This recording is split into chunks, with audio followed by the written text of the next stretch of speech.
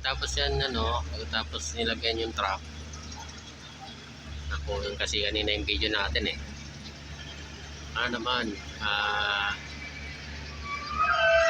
yung truck na pinaglagyan yan, pumunta na ron sa may ano, pumunta ron sa may timbangan doon. Mamaya abangan natin. Yan ang proseso niyan. Tapos alawak niya, no?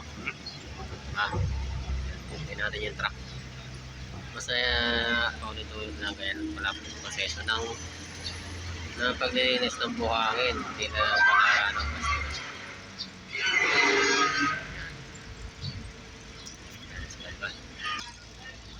natin na. Ayan, pagka ano na ako dito. Ito.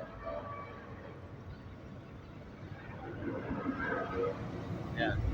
Yan na yung ano, punta ro sa may batching plant naman yan. Ito sa may planta na. Ito na yan sa planta para gawing ano, yung sa mixer. Ito naman yung paghahalo sa mixer. Yan yung batching plant.